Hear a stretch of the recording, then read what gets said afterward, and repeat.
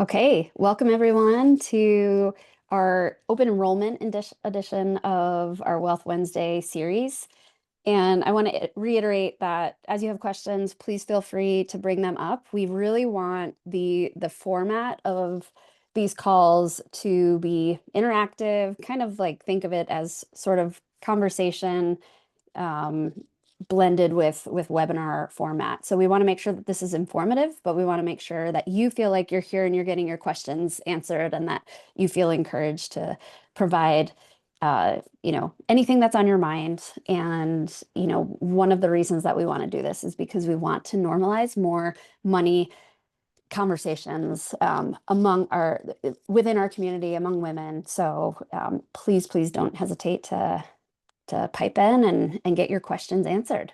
Um, and with that, let's kick it off to our open enrollment discussion. This is our open enrollment for 2026. I'm gonna just go ahead and share our disclaimer here, which is that we always want to make sure that these are informative. The goal of this call is to provide you with information and to have it be educational, and we're not giving any single person specific investing advice on these calls. So for sure to be taken as educational, and once you have ideas in your head and you want to go and pursue a specific plan for yourself, that is when you go ahead and seek that professional advice.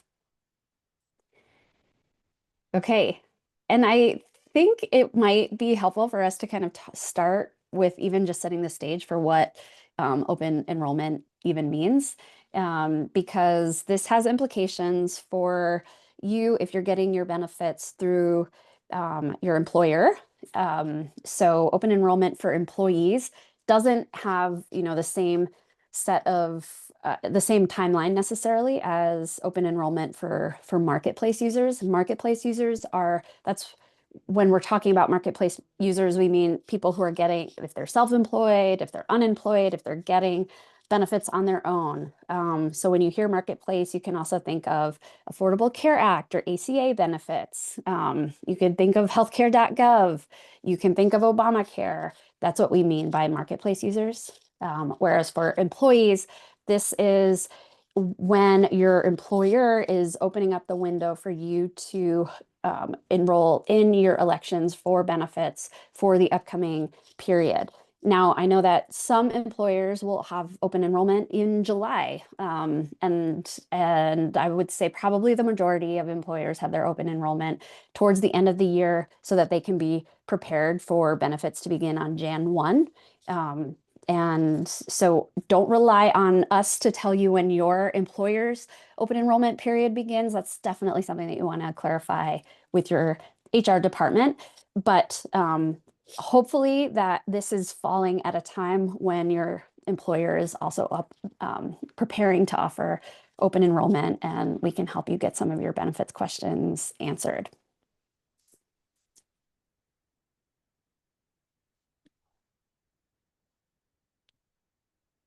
All right.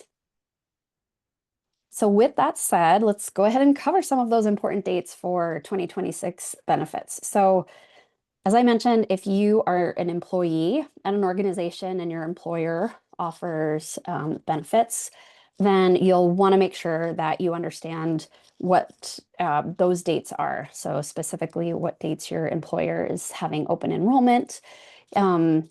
As for marketplace users, we do have standard dates, and these typically change year to year, but for this year, November 1st is when open enrollment began. So that means you can start making elections as early as November 1st. December 15th is the deadline that you want to keep in mind for January 1 coverage. So if you're looking for coverage to begin in January, you have to have major elections by December 15th. That can vary from state to state. So there are a couple of states where there's an exception there, and the deadline might be slightly different from December 15th. But it is important to make sure that, open enrollment has begun. It's okay. You're not behind the curve. You're not losing out yet. But do make sure that you're starting to get an idea for what kind of plan, what kind of healthcare plan that you want to select, what's going to be best for you and your family, and you want to make those elections by December 15th if you're looking for Jan 1 coverage. You might not necessarily be looking for Jan 1 coverage, or maybe you're on the fence and you're not sure. And if instead you're looking for Feb 1 coverage, so coverage would not begin until February 1st, that's when you're going to want to opt for that Jan 15 deadline. I want to make sure. Yeah, go ahead. Amy, you have a question? Okay, yes, and I just learned how to raise my hand, but I can't lower my hand yet. Okay, there we go. Can Caitlin or Susan, do either of you know how do you determine which state you can? Basically, I don't know if we live in Kentucky. I mean, we live in Colorado primarily, but the IRS thinks that I live in Kentucky because I haven't told them or changed it, which is not trying to be foul play. It's just I've been doing other things. So how do I figure out which state I can get health insurance in, or do I pick? Yeah, good question. That so if you said that your residence, like your primary residence is Kentucky, or you're not sure about that? I'm not sure about that. Okay. Like we now spend more of the year in Colorado, but I like the business and sorry, the dog just pulled me. The business and like my mailing address for a lot of things is still the Kentucky address. Although all my credit cards have caught up and now want me to use the Colorado address. So how do I figure out? Is there based on your primary like what is your primary home? Well, I guess I would say the Colorado one because we're here more, but it just doesn't quite feel like it because it's a much smaller home. Exemption on. I'm sorry? So which one do you have a homestead exemption on? I don't know. How do I find that out? I don't know. Usually that's going to be a tax thing. So when you file your taxes, which state is your primary state? I assume or I believe Kentucky. Okay. So you probably are under Kentucky right now, although I think it's supposed to be which one you spend the most time at, right? Okay. So, well, it would have just switched in 24 or 25. 24 might have been pretty close to 50%, but in 25, we were certainly here in Colorado more. Okay. Which driver's license do you have? Ohio. Wow. See? So I don't know. So what am I mean, I don't want to take up too much time on my my situation here, but what am I supposed to do? And how do I learn what I'm supposed to do? Well, so what my advice would be is to go with Colorado, because out of Kentucky and Colorado, you're going to get, if you're doing the ACA, you're going to get much better ACA plans in Colorado than Kentucky. So most of the Southeast, just politically, the way that they swing, they don't tend to support expanded benefits, healthcare benefits. And so the plans, Caitlin and I were talking about this the other day, the difference between the Texas plans and the Colorado plans. Like she's on a gold plan for $8 a month. I'm on a bronze plan for $2,000 a month here in Texas. Whoa. So it makes a really big difference which state you're in. And so in your case, I think it might make sense to get that residence in Colorado and go for those plans instead. And the other thing to keep in mind too, Amy, is that this is one of those things where you can go to your tax return and figure out is the IRS interested in how many days you've spent different residences based on, perhaps different ways that different things that you've claimed on your tax return. But when it comes to open enrollment and health insurance, one thing that I would say first and foremost is try and understand where's the most likely place where you'll be looking for health care, right? So if you're expecting that you're going to be doing routine visits in Colorado rather than Kentucky, then I would absolutely do shop around on Colorado's marketplace and see who's in network, what kind of providers can I find in Colorado for the type of care that I expect I might need. And that doesn't mean that, you're not going to be able to go to Kentucky and then get emergency care or unexpected care, but I would definitely look for the most accommodating situation, most accommodating care for your situation. So do that first. And then I would also recommend what Susan is saying, which is like you can, when it comes to open enrollment, it's definitely, there aren't a lot of checks on like how many days have you lived in Colorado. It's really mostly about convenience for you. Does it make sense for you to get a Colorado plan if you're not going to be receiving care in Colorado? Does it make sense for you to get a Kentucky plan if you're not going to be receiving care in Kentucky? So, I would check that convenience factor, but then I would check like what's the best kind of plan. And if it's just as easy for you to schedule your routine visits in Kentucky as Colorado, and for some reason Kentucky has a better plan, which I agree with Susan, I would expect it not to be, then, but if it does, then you might want to consider, okay, these Kentucky plans are actually really working for us. Like, let's just make sure that every time we go back there, we're going to do all of our doctor visits. So, And you'll definitely want to make sure that you choose a plan that allows out of area coverage, because some of them don't. And you'll see that on the benefits sheet. It'll say, no out of area coverage. Sometimes they'll do emergency out of area coverage. But in your case, since you are in two different places, I would definitely look for that on your plan. Okay, great. That's super helpful phrase to know. And just before to kind of wrap this up, is there a list of things somewhere that I should do to help tell the right people in the government which residence is our primary residence? Like, am I supposed to get the driver's license and the taxes and like I don't know. Is there a checklist that I should know about? oh gosh, that's a good question. And that can really vary by state. So the thing is, you're going to pay whether you live in a state or not. If you're generating income in that particular state, then you're going to most likely owe that state's taxes. So when it comes to like, collecting revenue from you, a lot of times states don't necessarily care where you're living. But I believe that really can vary state by state. And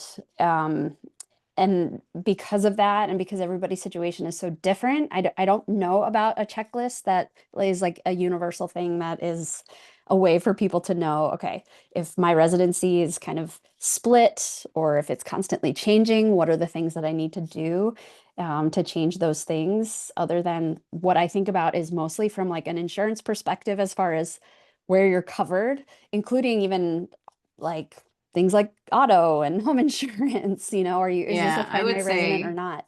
yeah, it's where you have your driver's license, your vehicle registration, and where you're registered to vote. Those are probably the things they would look for, is my Yeah, guess. voter registration is a good one too, because when it does, funny enough, like when it comes to moving around, I think that taxes have less of an implication, or that moving around has less of an implication on taxes as it does for other practical things, such as like where you can go to the doctor, where you can vote.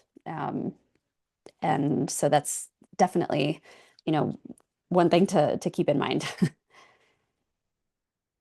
Okay, thank you. That was all super helpful. Sorry for the sideline detour question, but that was helpful. Thank you. No, that's good. And Yeah. something else I wanted to mention about the ACA is typically if you've been enrolled in a plan previously, they will automatically re-enroll you if you don't select anything.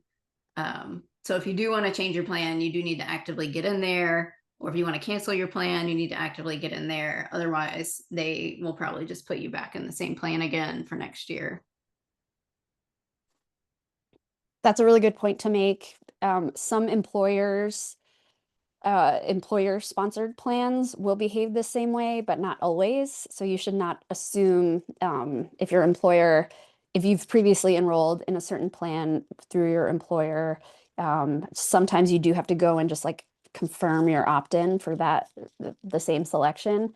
Whereas, some other employer-sponsored plans will just continue to enroll you in that same plan as long as your employment continues. So if you have any changes that you want to make sure you do make those changes explicitly. And then one more thing that I want to mention on this is that benefit selection can't be changed. I think for both of these situations, unless there's a life-changing event or change in employment status. So if you have a change in employment status in the middle of the year and you hadn't enrolled in marketplace healthcare, for example, that's an exception where you have the ability to make changes outside of an open enrollment period. And then the same if there's a life-changing event. So let's say you get married and you want your partner now to be a part of your plan. That's an opportunity for you to be able to make a change. Or if you get divorced and you used to be covered under a partner's plan, that's also an opportunity for you to make changes to your benefits outside of the open enrollment period.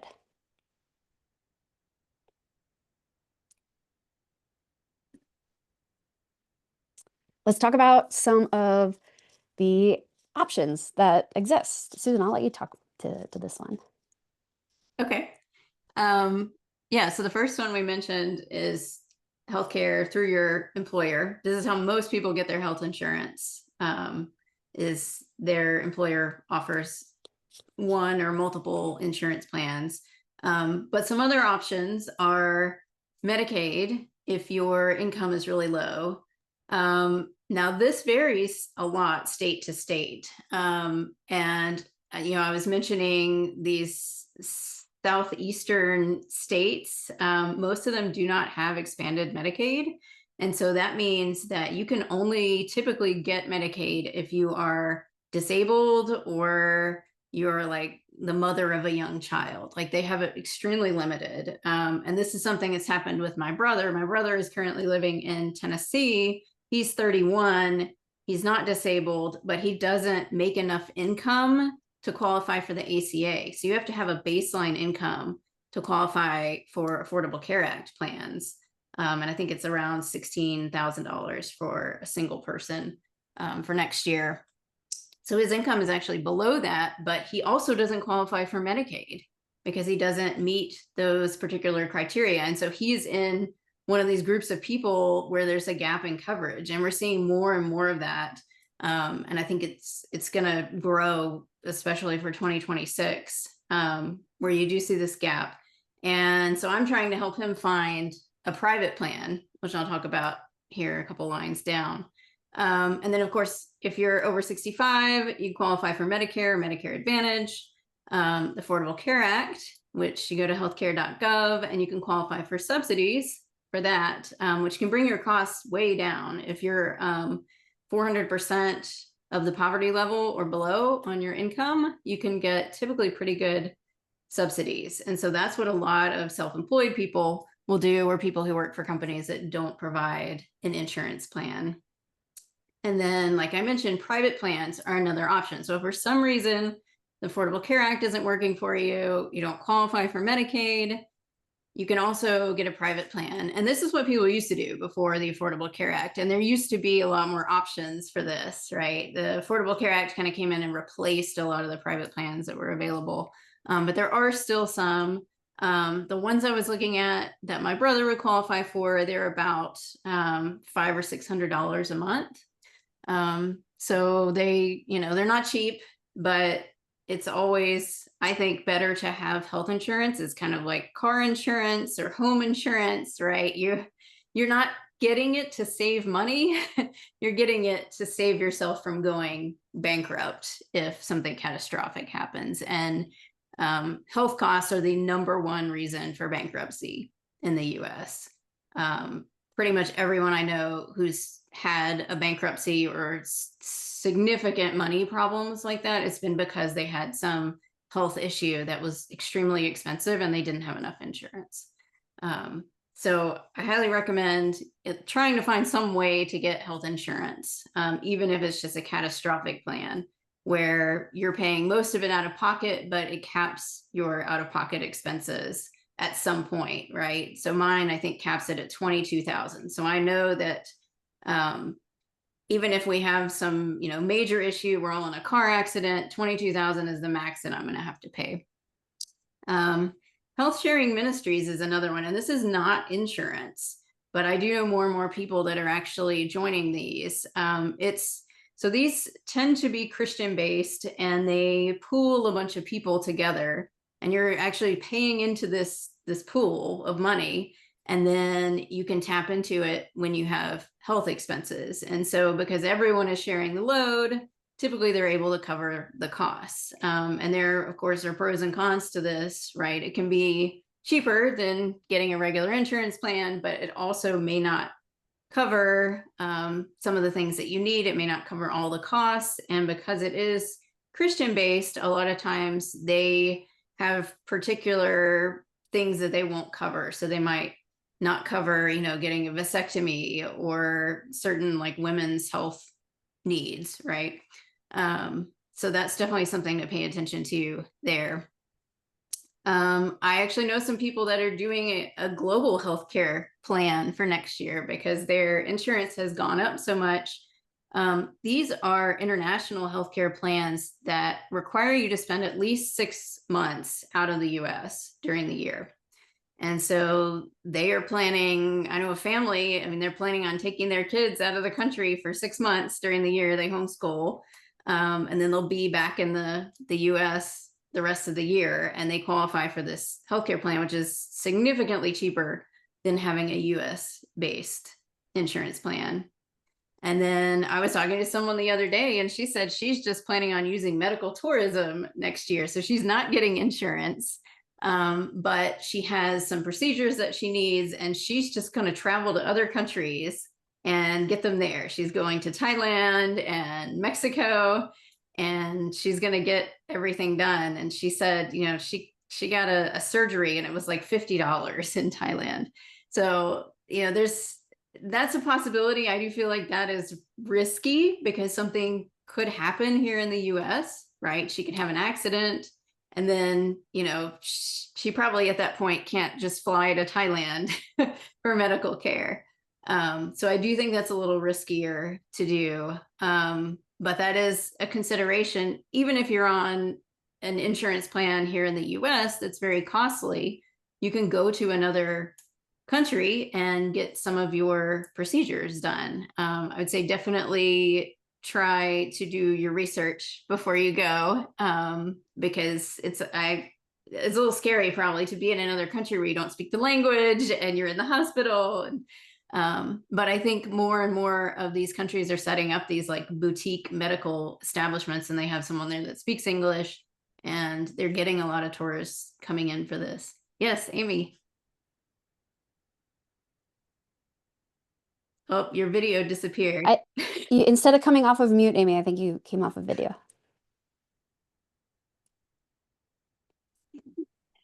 Okay, can you hear me?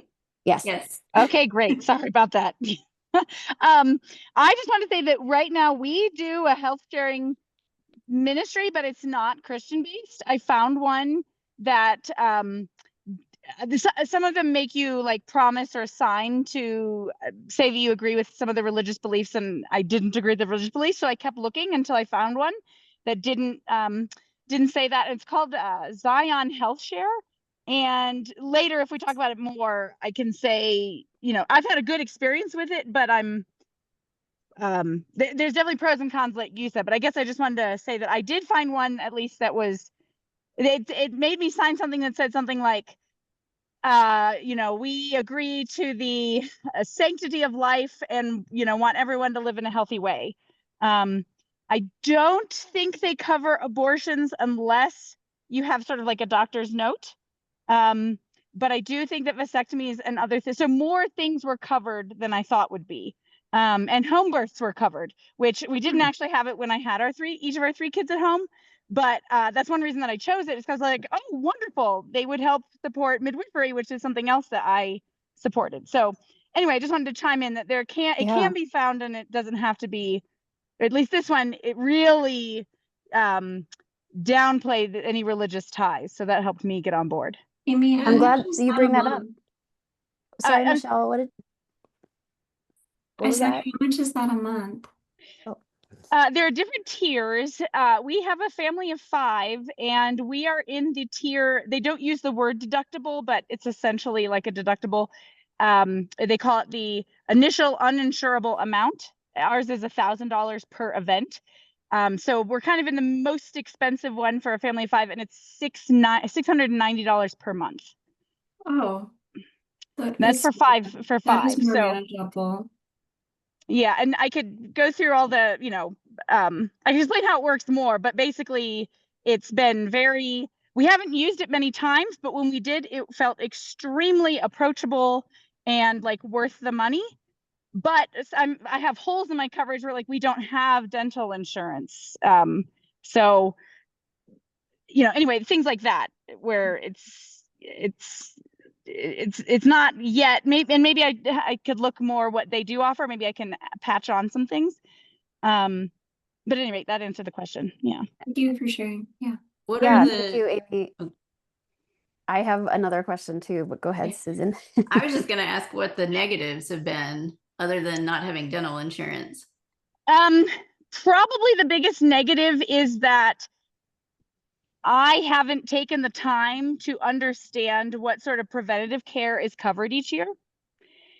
Especially moving between Kentucky and Colorado. It is nationwide, so it's not a state thing, but it's just like I've kind of lost track of, oh, I should update my driver's license. Oh, I have a 6-year-old now that needs vaccinations. He could actually go for like 2 wellness checks a year. And you self-pay with a credit card, which is kind of nice because then you get the points. And then I, like scan the receipt into their online portal, and then they mail us a check. So I think that there is more coverage available than what I understand. Do you know what I mean? Like if I took Like an 2 days HSA. and read through everything that's in Zion Health Share, I would probably be getting more services than I am. Yeah. Nice. And I also think that personally, our family could go to a higher initial unshareable amount. Like I personally would pick the $3,000 or $5,000 level, but my husband is convinced that since they're skiing and skateboarding and all these things, that we're going to have multiple disasters, but we haven't yet. But I actually really like being self-pay. There's something nice about when Leland went to the emergency room because he split his lip open. It felt very nice to just kind of be like, okay, we're self-pay. And then they're like, oh, you get the self-pay discount. And then we did our credit card, and then so anyway, and not having a dental option is a limiter for me. And like I don't know what their vision care is, and I think that they offer less like mental health support than maybe an employer, or I don't know what the ACA does, but those are my first thoughts. And Michelle, did you have a question?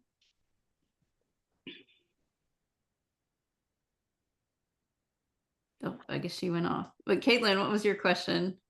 My question is about that stop loss coverage. So what happens in the case of, a disaster that you're not planning on? And I know that there's always the risk of these ministries or like these health shares that what if the pool runs dry, right, towards the end of the year or whenever. So does your plan have any sort of assurance on that? That's a good question. I know that there's no upper limit to the claim that we can make. So if we have a car accident, it's $200,000. In theory, we can go ask them for $200,000 minus our $1,000 initial unshareable amount. They every month in like a monthly newsletter update us all about how much money they have available, and like they kind of give like a health score to their own finances to say like we're bringing in enough, this is how many shares we had this last month, everything's looking fine. And then once a year they've adjusted the rates to sort of say, and I think that they have, I don't remember, they'll say something like we have $6 million available through the end of the year for our shareable requests, and we think that this is enough to cover it. But I don't know what happens if they run out of money accidentally. Like if we all have a car accident, I don't know. But that's a good question. Yeah. And I think that it's really great to hear about this because I am hearing more and more about different, like people just even piecing together different healthcare options. So not just choosing a ministry, but perhaps choosing the ministry approach plus having some sort of disaster option. Or even like in our case, we opted not to get dental because it looked like what we would pay in our premium would only cover like a maximum of $2,000 out of pocket if somebody needed to have a dental emergency. And so we were like, okay, well then let's just, if it's only going to save us $2,000 in the case of an emergency. So instead of paying premiums for our whole family for the whole year, let's go with the preventative visits. And then, you know, if we do have to pay, unfortunately, for an emergency, we're going to accept that we've, you know, opted out of saving ourselves $2,000. And then when we went to our dental office, I'm finding more and more of this. They are offering their own, it's essentially a private plan, but it's like, okay, our little collective here, we're going to get people to contribute to these premiums. They're then a part of probably a bigger private health plan or dental plan that other dental offices are pooled into. And they're saying, okay, as long as you pay us this much, we're going to let you have like 2 cleanings, an X-ray, and then, you know, an allowance for this type of potential emergency visit. So we found that that just made more sense for us. So what we do is we're on the ACA and then we'll add on with that dental.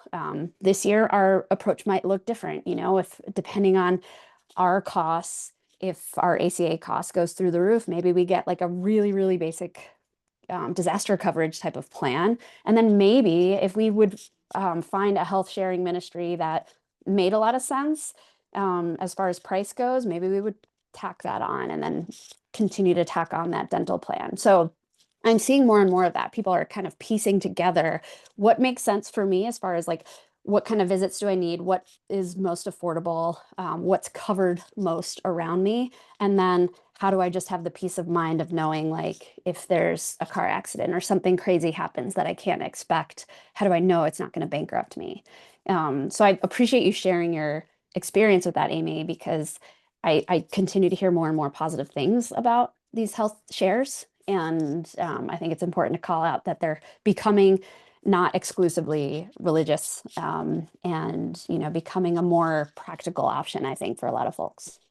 Yeah. I just have 2 more quick things to say, Caitlin, in regards to what you said. I don't want to, you know, I don't know how many slides we have, but one thing that I liked is that even though I said, oh, I haven't really followed up and I don't know how many wellness checks and things could be included, I do think that the entire presentation of the system is much more clear than here's your insurance policy and I don't know what's in there. You know what I'm saying? So I really like, I wanted to support an organization that seemed like they were trying to offer a more sane alternative in that way. And then oh goodness. Oh, and then this means perhaps a little bit more libertarian than I usually am, but I really liked that they have like healthy behavior expectations and discounts. Yeah, you know, great. so it's like if you you know, we have to fill out a survey every year that says, you know, do we use tobacco? How often do we drink? How many times do we engage in physical movement of 30 minutes or greater per week? Things like that. So, you know, and then we get a discount for our scores. And I also, you know, I kind of like that there's a discount involved, but I also like that like the health insurance companies even asking, or the health share co-op is even asking those questions. Like, shouldn't those be, you know, I'm like, I want those to be questions that are asked when we're talking about like, hey, we're all getting in a pool here to share our healthcare costs. What sort of behaviors help us all, you know, just brings awareness. What sort of things can we do that make us all healthier? So I thought that was like a nice sort of intellectual or emotional benefit from this sort of participating in this sort of idea. Yeah, I really like that. And I've actually had employer insurance plans that have done that before.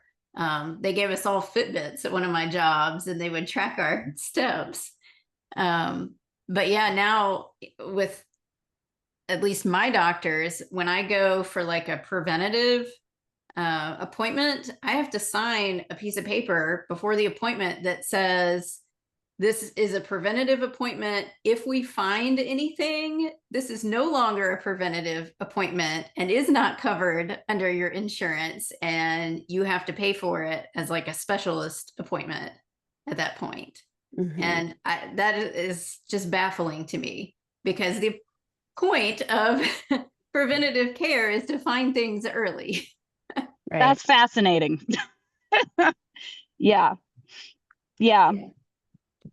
Yeah, I had to sign one of those when I went for my mammogram. I had to sign for one of those at my OBGYN. My husband had to sign one of those for his colonoscopy. It's ridiculous. And yeah, so if they find something, suddenly you're on the hook for that cost. That's crazy. I kind of can't believe that's legal, to be honest, because doesn't that seem to like go against the purpose, like you're saying, of the insurance and of the preventative screening? Yeah. Well, it's pretty standard for billing to behave that way. It's nice, Susan, that they're calling it out because most of the time they just have patients come in for preventative visits and then turn around and bill them if it's like, oh, we found something. We now have to dive into this, which is crazy. Like the whole point of this was so that you can find things early and, help me try and treat that early. And what is actually happening is they're saying, okay, well, this is turning into a diagnostic visit rather than a preventative visit. And so, sometimes I will encourage everybody, make the calls to your provider if you're getting bills and say, hey, look, I don't think that this was billed correctly. There are coders who go in and say, based on what was discussed at this visit, like they might pick something up in the notes and assign a certain code, and that means something to insurance. And then insurance will then say, oh, that code means this is not a preventative visit. So, even though there's not always an opportunity for you to make a huge change on that, I always encourage people, if you have time, I know it's a real pain to have to call up. Sometimes you have to wait on hold forever to even just talk to somebody in the billing department of your provider, but call your provider, start with them rather than starting with insurance and say, hey, I don't think that this was coded correctly. This was a routine visit, and is there any way that you could code it differently? Because my insurance is not doing what I expect it to do. That's a good suggestion to call the provider first. Yes, it's Yeah. usually Good one. better wait times and more response, Yeah. more human seeming people on the other end. And the last thing that I'll say about this too is that you can see that a few of these really do seem to be a response to people feeling like our system isn't working the way that it should be working. So, in some cases, it's kind of encouraging to see some creative options here that perhaps might become more and more viable, and just give us more options from a health coverage perspective, because this is something that has been notoriously scary. It keeps people with employers, keeps people in a career they might hate. It keeps people from maybe exploring a different kind of life, a different kind of career, because health coverage is a really big deal, especially in our country. So I hope you keep this list in mind just to understand that there are ways that you could potentially be creative. Not that I would ever recommend saying ditch your healthcare coverage and just go medical tourism, because I think that that's a really, really risky thing to do. But maybe it's cheaper for you to say, I know I'm going to have this particular surgery. I have people I know and trust in a country where they've received really quality surgeries, that I need. So maybe I'll just go with a basic, kind of disaster plan here in the US, and I'm going to plan a trip and I'm going to go get that surgery in that other country. And I'll still, enjoy my minimum coverage here in the US, but I have it just in case there's an emergency. So just an invitation here for you to think about what some other options are, perhaps beyond just I'm either stuck with this job because it's got good healthcare, or I'm paying, just like half of my life savings every year to make sure that I don't go bankrupt over healthcare. Yeah, it's keeping us stuck in a feudal system. Ugh, yeah. Okay, so we kind of started to touch on this a little bit, but we can dive into a little bit more detail here. And when it comes to choosing a healthcare plan, if you're kind of going the more traditional route, but even if you're thinking, I'm gonna protect myself, and then maybe on top of that, I'll supplement with maybe some more creative options.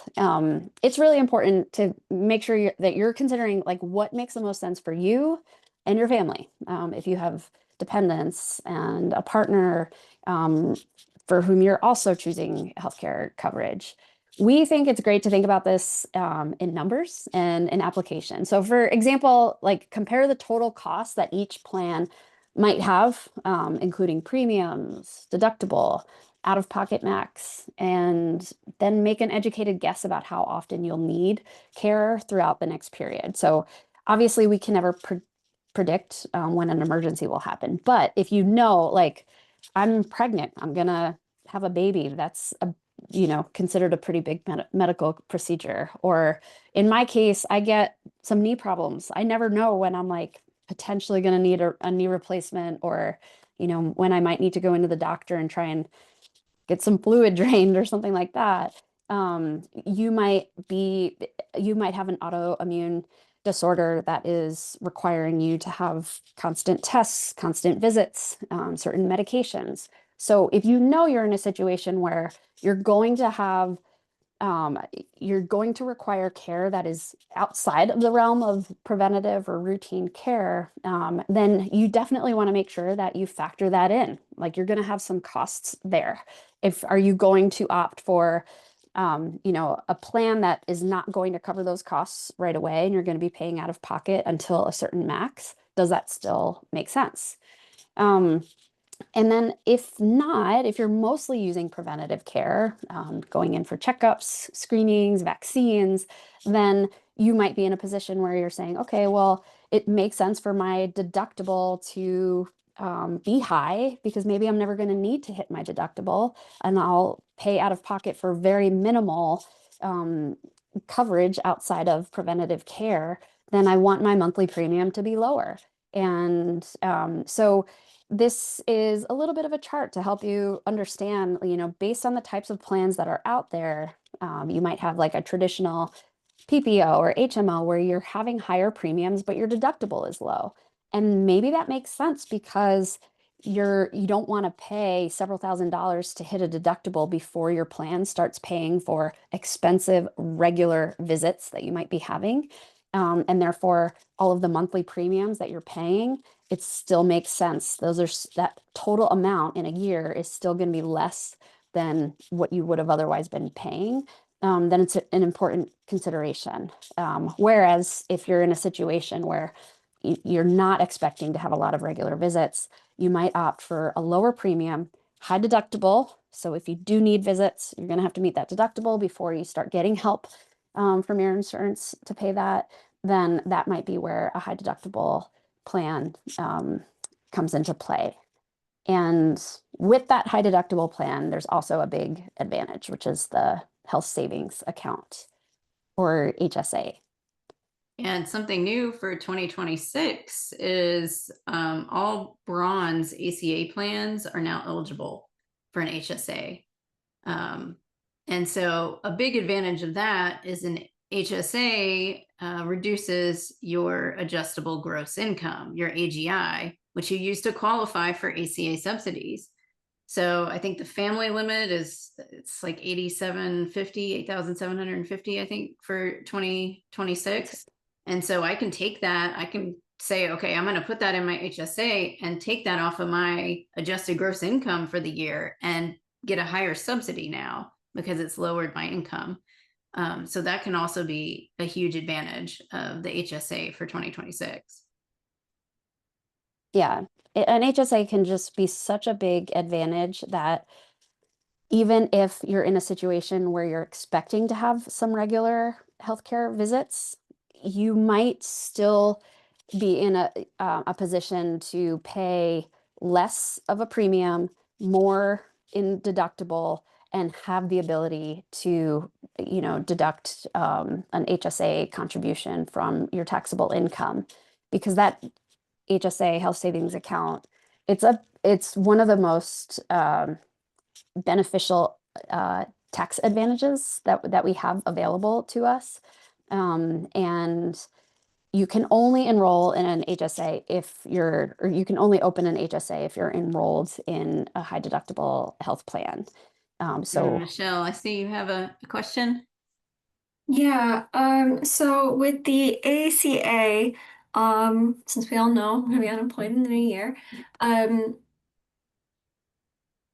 because I'll be unemployed and won't be making any money, but will my unemployment benefits be counted towards potential income for me to apply for ACA?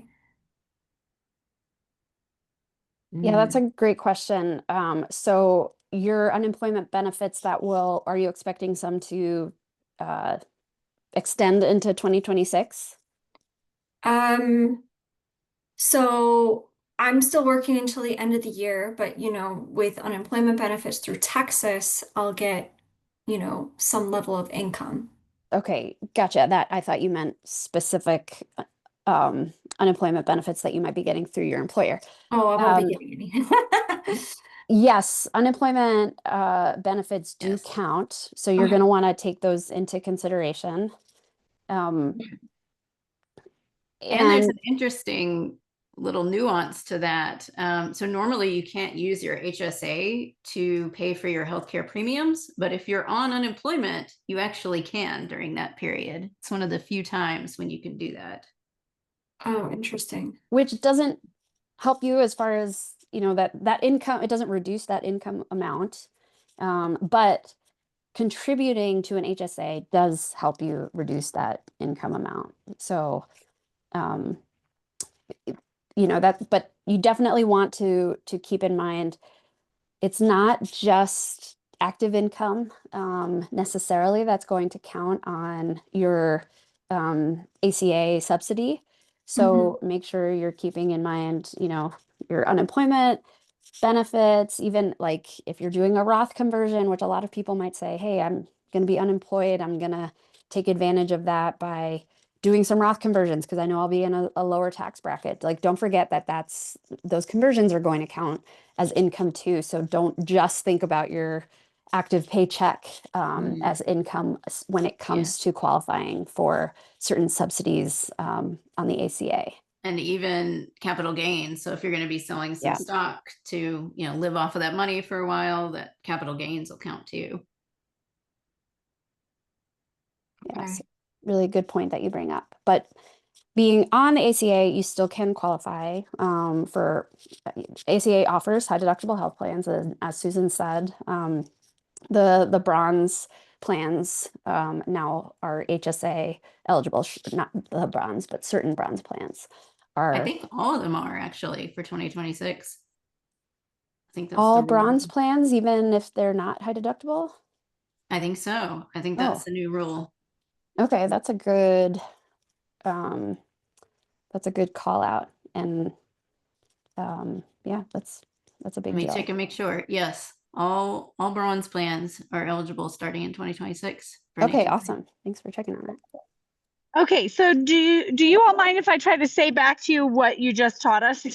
Please do. to check for understanding. Okay. So a health savings account, you can open a health savings account if you are in a high deductible plan, and you can use it to pay for bronze health insurance plans through the ACA, which would be like each state has a different ACA version. Yes. Okay. And then can you pay for other things out of your HSA? Like what else? Right. And sorry if you already said this, but what else can No, that's okay. I pay for with the money that I put in the HSA? And do I have to use it all every year, or can it roll over? Good Right. So you questions. usually can't pay for your premiums out of the HSA. So Yeah, you're I want to make a eligible- distinction. Yeah. You have to be eligible to even contribute to an HSA account. Not even like, we're not even yet talking about the eligibility of what you can use funds from your HSA account to pay for. So you actually, because the HSA account, the contributions that you make to it itself are such an advantage, you have to have certain plans in order to qualify to contribute to that account. Because when you contribute, it's deducting your taxable income. And then the funds in that account are treated really differently from a tax perspective. They're actually, you can invest those funds. And unlike the funds in your brokerage account that can continue to appreciate and then you get taxed on those capital gains, you won't get taxed on that in your HSA account so long as you're using those funds for applicable purposes. And that's the other side of eligibility. So you have to be eligible in order to contribute, but then the funds that you use once you go to withdraw from your HSA account, those have to be eligible funds, and you have to make sure that you're using them on eligible expenses. In most cases, you can't use them on a premium. But what Susan had said was the exception there before was you can actually use your HSA funds to pay for healthcare premiums when you're receiving unemployment benefits.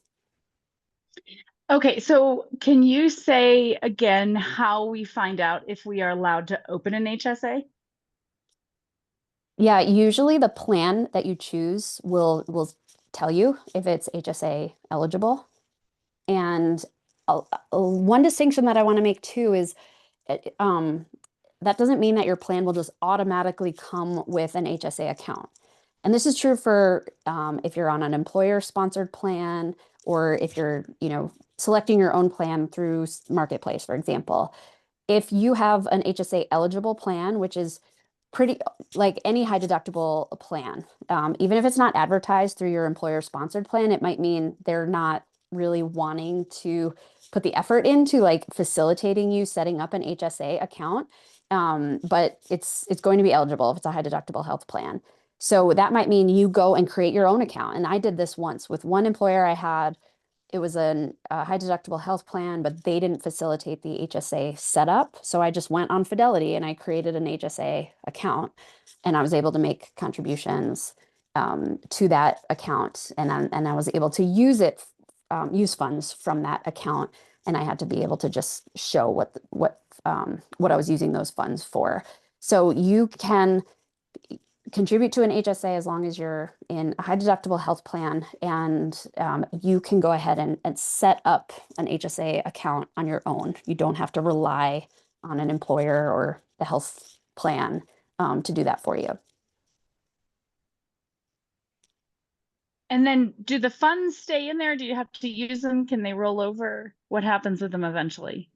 Yeah, great question. And I think that's where the beauty of the HSA really comes in. So I wrote here that you have a triple tax advantage. And a lot of people have a lot of questions around HSA because I think there's just not a lot of clarity for folks who are in a position where they might qualify to have an HSA to really understand what are the benefits. So the first one that we talked about is that you can deduct your contributions from your taxable income. And then when you put those into an account, it can be an investing account, just like a brokerage account. So typically you have the same type of investments available. You can go and invest in index funds, and your HSA funds can now grow a ton. And then the growth is then not taxed if you're using them for eligible purposes. So you can go and use that on your, not your premiums, but the bills that you pay. There are even some cases where, some fitness benefits can be paid using an HSA. So that's a huge advantage. The other thing is that even if you don't use the money, so let's say you have an HSA right now, you're contributing to it, and you decide not to use those funds, and instead you're paying out of pocket, and you're like, well, my HSA account, it's growing, and I really like that. I'm not going to use money. You don't have to use that money this year, next year, in 10 years. It doesn't, even if you change employers, it doesn't matter. Your HSA account, you own it. It moves with you. It doesn't expire if you don't use it. Once you get to retirement age, then you don't actually have to use those funds on medical expenses. It then just becomes like an IRA. So it's just tax deferred. The money that you take out at that point is just going to be tax deferred. You don't get penalized for using it on non-medical expenses. So it's like you have this account, you're like, I'm going to keep funding it. It's going to grow. It's tax free. I'm able to contribute and deduct, taxable income. And I don't know if I'm going to have enough health expenses to use all of those funds on healthcare alone, but that's okay because it's just going to keep growing like an IRA. And if I never have to use it on healthcare, I can use it on other things at retirement age and I won't get penalized. I'm just going to pay. Something else you can do is actually save your receipts so you can pay cash or whatever for your medical expenses now. Save those receipts, let the account grow in the investment portion, and then 5 years from now, go and claim all those receipts after the money has had time to grow. I know a lot of people that do that. They just save all their receipts. They pay cash That's now. fascinating. Yeah. And then they come back and they're like, oh, both my kids had braces. Let me claim 10,000 against my HSA, which is now doubled from what it was before because it's been invested for so long. Right. Why did they limit HSA, the ability to open one, to people who are in the high deductible plans? It was like a boost to, okay, well, deductibles are so high, healthcare costs are so high. If you're going to have this high deductible, this is like a benefit. However, the way that I see it, to be honest, every time I've compared, like, should I go low premium, high deductible, or should I go high premium, low deductible? Because I know I'm going to have these healthcare expenses this year. It's still always made sense for me, for my particular situation, like pay the lower premium. And yeah, I know I'm going to have to hit my deductible. I'm going to pay out of pocket for that. And then on top of that, I'm going to have to pay for 20 to 30% of all of my healthcare costs. But that is still makes more financial sense for me. And then on top of that, I get this HSA benefit. So to be honest, it does seem like it's becoming almost like, you know, that you're so incentivized to go high deductible route. It almost, in most cases, I would say it probably makes sense to do that. And are the HSA accounts per family or per individual? Good question. So yeah, that is per, like, if you have, you have like an individual max amount that you can contribute, or you have a family max that you can contribute, and it's based on your health plan. So if you're on a high deductible health plan through like let's say I have a high deductible health plan through my employer, my husband has a high deductible health plan through his employer, but he is having the children on that plan. We have a maximum that we can contribute to the HSA. It doesn't mean that I can contribute my individual max plus his family max because we're on different plans. We have a maximum. But you'll have your individual plans, right? Yes. So you and your spouse will both have a plan, but you can't contribute together more than the family max.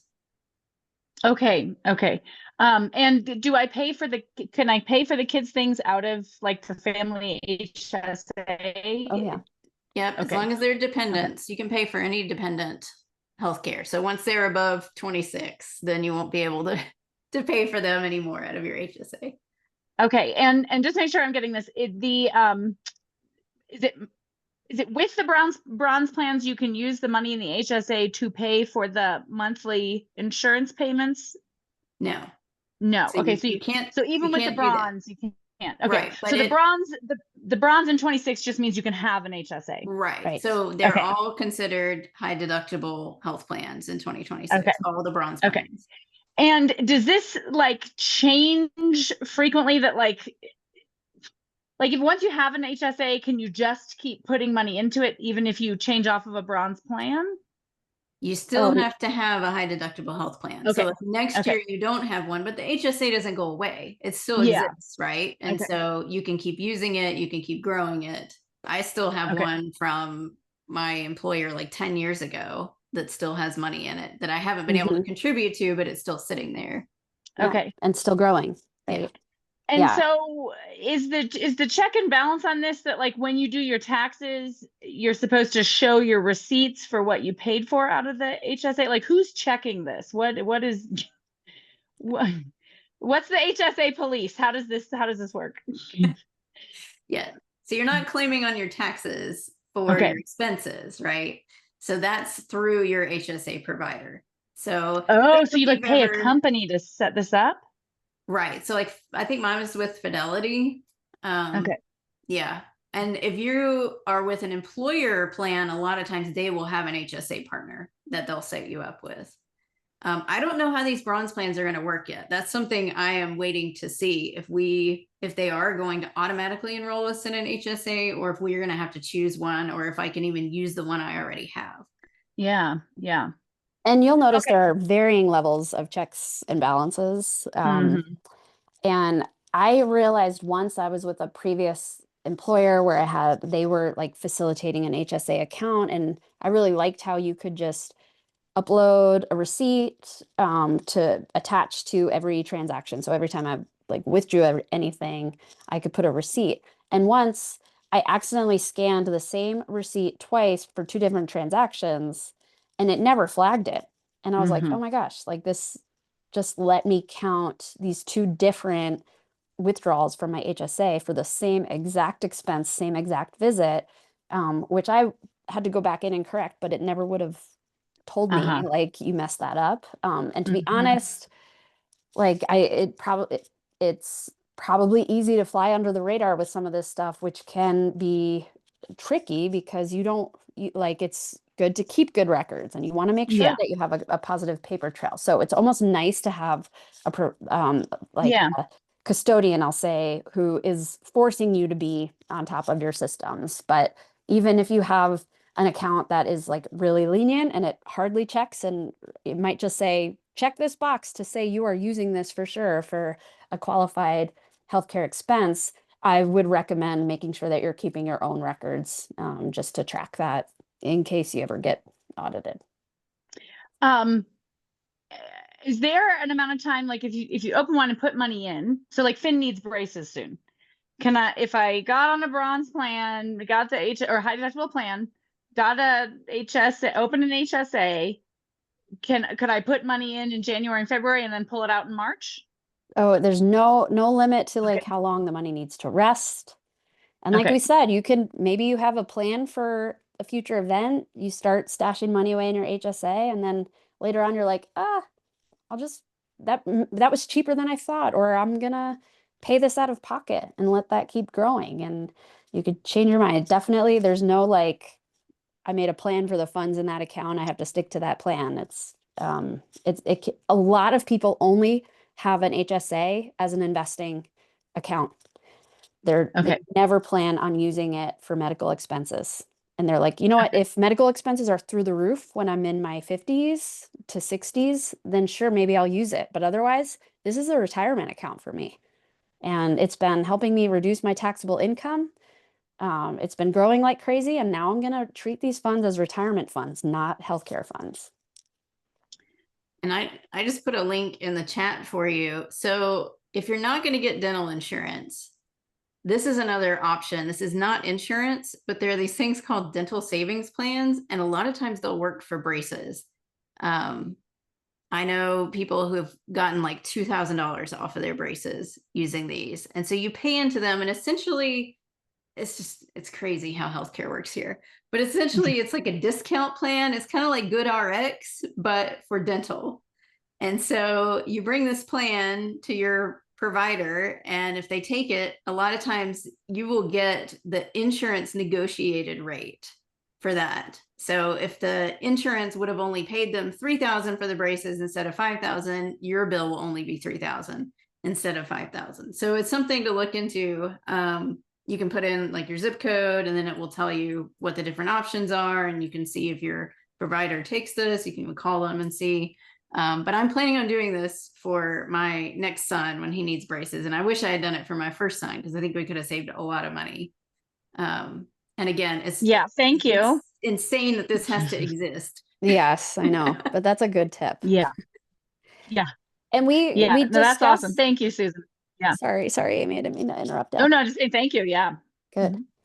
I was gonna just say we like definitely kind of got into this already through some of our discussion, but I did want to just throw up here a distinction between HSA and FSA, because this is, I think, where a lot of people get confused, because there are a few different types of FSA, dependent care and healthcare FSA, and then there's limited purpose FSA. But FSA is a use it or lose it almost always.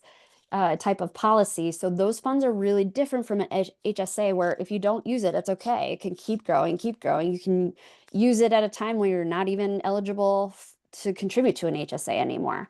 So FSA is really different. And a lot of times you can't combine HSA and certain types of FSA, but there's the dependent care FSA, which if you are on a high deductible health plan and you're contributing to an HSA, you can also contribute to a dependent care FSA, but keep in mind, you'll lose that dependent care FSA at the end of the year if you haven't used those funds. So that's where it's going to be different from your HSA. If you have a healthcare FSA, though, that can't be combined with an HSA. So, Amy, going back to your point about like what's the incentive, like why is the HSA created? The FSA was created first, and the FSA is supposed to be this additional tax savings vehicle for if you are paying higher premiums, lower deductible. So folks on those plans have this healthcare FSA, but those are funds that if you don't use them, you lose them. So you try and say, okay, I don't want to contribute too much to this account if I don't think I'm going to use all of these funds by the end of the year. You can't be on a healthcare FSA and an HSA because those are kind of two different sides of the coin as far as which healthcare plan you're enrolled in. But then there's a limited purpose FSA, which can be combined with an HSA because that's where you can use that limited purpose FSA for parts of a plan parts of your needs that might not be covered by a healthcare plan. So things like dental and vision. Some people might be offered a limited purpose FSA. What does FSA stand for? Flex savings account. Okay, flex savings account, but it's still like, I'm sorry if you just said this, but it's still like medical care, healthcare related expenses. It's not like buying a car. Right. Except for this dependent care. Okay. FSA, which now it extends beyond healthcare, dependent care. Like we've used it in the past to be able to, deduct some of our preschool tuition, and, other additional childcare costs. So that's, and we're at the same time contributing to an HSA. So FSA is not limited just to healthcare, but that flex spending account is this idea of a tax incentive. It allows you to deduct an amount of your taxable income. It goes into this fund, and then those funds can be used for limited purposes in that particular year, and then they're gone. So can you only do the FSA if you have an employer that's sponsoring it, or like can individuals set this up? Actually, no, sorry. I was just thinking about that. This is not, and these are not benefits through the ACA, if I'm not mistaken, right, Susan? You have to have an employer sponsored FSA. Okay. Yeah, good question. Okay, great. So kind of keep this little cheat sheet in mind as far as, like you could see, we kind of dove through a lot of these questions. As far as like, what's the rollover rule for an HSA? Who owns it? So you could see the big difference here is like you own the HSA. If you have an FSA, it's your employer who owns it. So you can move away from your employer and you bring your HSA with you. And this is our last one. So we're wrapping up here, and I know we're a little bit over, but I'm liking all of these questions. And also I put another link in the chat. This is an interesting website where you can shop the price of different procedures in your area. So if you know that you have to have an MRI, you can put that in and see what different providers charge in your area. And that's particularly helpful if you are paying out of pocket or you're on, the health sharing ministries. So this is something I recommend checking out. This last slide. So something both Caitlin and I have been looking at lately is, okay, if we're going to go on the Affordable Care Act, how can we get subsidies? How can we get our adjusted gross income down? There's above the line deductions and below the line deductions. So what are the above the line deductions that would actually get that AGI down for us? So the first one is going to be the 401k and IRA contributions. And this can be like a solo 401k if you have your own business, a SEP IRA, simple IRA. It doesn't have to be through an employer. Your HSA contributions that we talked about, FSA contributions, which wouldn't be eligible unless you have an employer. And then your capital gains losses up to $3,000. We've talked about the tax loss harvesting that you can do and apply $3,000 of capital gains losses. And that'll bring down your AGI for ACA subsidies. Some things that won't will be the below the line deductions. So your standard deduction, and if you're itemizing, so any of those like state and local taxes, medical expenses, charitable donations, things that you might itemize on your taxes, those are all below the line. So they're not going to get your AGI down. So you really want to focus on that above the line stuff if you're trying to qualify for the subsidies. Are the subsidies the same in each state? Like the subsidy levels? Like, is it based on some, like the federal poverty distinction, a multiplier of that? Because I feel a lot more poor in Colorado than I did in Kentucky. So it seems like maybe they have different limits. Yeah, that's a good question, Amy. I am pretty sure I even remember that it was Colorado specific when we entered ours. Susan, do you know? They are on that not one? the same in every state because it's based on like the cost of the local benchmark plan of that area, because New York has way higher expenses than like Kentucky, right? So they tend to differ a little bit per state. Okay. And a question that just popped in my mind about the HSA, the health sharing account, is because you have a custodian or a company that's facilitating your use of this type of account, is there a fee? Is there a charge? You should double check that there might be. There's not always a fee. A lot of times, there might be like a transaction fee that is sent to the broker as an incentive to have that account and to be facilitating more investing transactions. So in those cases, there might be an account that doesn't charge you any fee at all. And they want you to keep your funds with them so that they can capitalize on some other fees that are transaction related.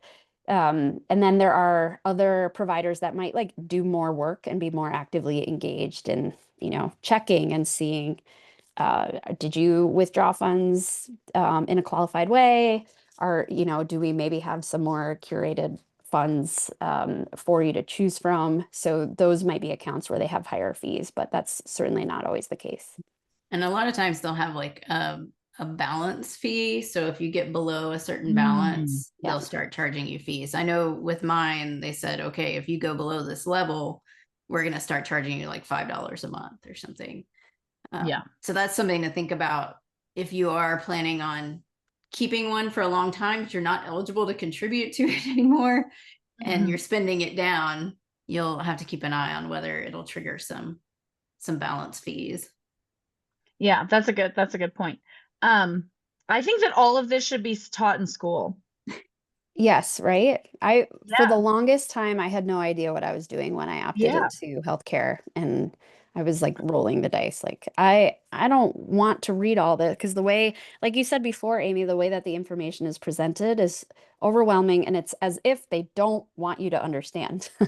So I totally agree, and I know without like we've come to a point where now there are just so many options to choose from, but hopefully this helps you kind of compartmentalize, like there are these few high level ideas as far as like what are some different choices I can make to get healthcare that makes sense for my budget and that might make sense for future savings. And I think it's important to also remind yourself like that's what to keep in mind. You don't have to become an expert in all of the details.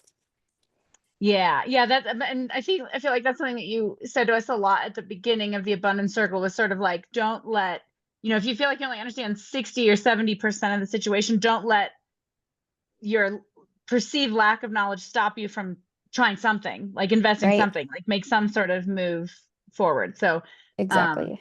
yeah, I think that's a good, like, we need a song for that. Yeah, We that's a really good need a idea. theme song. That's Yeah. a But I great think idea. this presentation helped me a lot. This Oh, was good. I'm so glad. it's an area that I've sort of been head in the sand. Let's just pay our $690 a month and, you know, do our health share thing. But this is it could really open up different better opportunities for a family, which will enable us to have better healthcare. Because, you know, I shrink away from going to appointments and I'm like, this is not actually good. So Yeah. thank you. It has a lot of meaning here. Yeah. Oh, good. I'm really Yeah. glad to hear that. Yeah. Yeah. And hopefully if you have an employer sponsored plan, you'll feel like maybe you'll have a little bit more clarity going into your open enrollment period. We have some other like non-healthcare related tips and tricks too. If you have like, if your employer has a cafeteria plan or plans that include benefits beyond healthcare, and you ever want to talk about those, please feel free to email us because we can help you shed a little bit of light on, you know, like group life insurance and disability and things like that. And then if you don't have an employer sponsored plan, or if you're like, I do right now, and I've always wanted to start my own business, but healthcare is the thing that's stopping me, I would definitely encourage you to go onto healthcare.gov, see what kind of plans are available for your state, and just price them out and see what kind of coverage is available, because maybe you're keeping yourself from, you know, taking a big step towards something that you really want to do, but this big unknown thing is in your way. And if you can gain a little bit more knowledge to realize like, oh, that's actually not as scary, or perhaps not such a, you know, it's not such the roadblock that I have been imagining, that might help you take a step in that right direction. So if you visit healthcare.gov and you look up your state and you just peruse, you know, what kind of plans are available to me, how much are we talking? At least that might give you a little bit more of an idea of what would it cost for you to fund your healthcare. And what I recommend looking at is, it's called the Summary of Benefits and Coverage. It'll be a sheet that lays out all of like your copays, what's covered. Caitlin, if you can open up sharing, I can actually share one. Yeah, that'd be great. Just to take, because I was looking at one for my brother this morning, actually. So this is actually a private plan, but it'll look the same. Awesome. Go for it.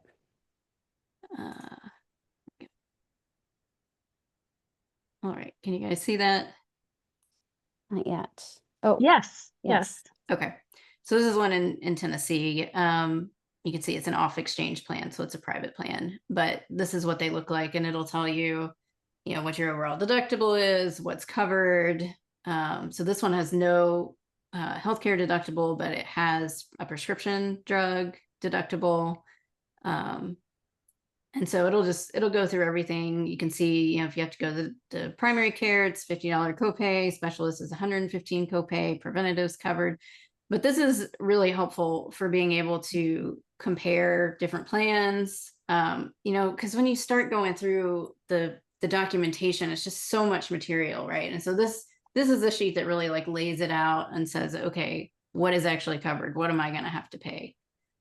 So I would recommend using these to compare different plans together. And it's called That's super helpful. Summary of Benefits and Coverage. And there should be a button for it that you'll see when you go to the ACA website for each plan. Great. Thank you. Any semblance of consistency in any of these topics is very helpful. Well, I invite anybody to stick around if you have more questions that didn't get answered. If you need to drop just a quick plug for our next month's meeting, we're actually going to do a session on year-end tax moves. And so if you're interested in getting some really good tips, actionable feedback on what you can do before the tax year is over, that's going to be on December 3rd, same time, same place. And we'll keep an eye out in our newsletter. We'll be sending more information on that. All right. Thanks for coming, guys. We appreciate it. And thank you for your questions. We always Quick appreciate the interaction. Question to you guys. Yeah. Will you be sharing this recording like on our normal like Rising Femme access or a different way?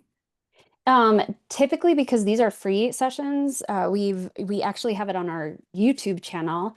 Oh, But you know what, Michelle, that is a great thing that makes me think we should just share these recordings to our newsletter too, so that you have a link to it. And if you're interested, I could also send you the slides too, if you were wanting access to those. But yeah, love that. okay, cool. Yeah, Thank you. I'll email those. All right. Well, thanks again, everyone, for being here. I hope you're having a good week, and I hope you have a great rest of your week. Be healthy, everybody. Yes. Bye. Bye.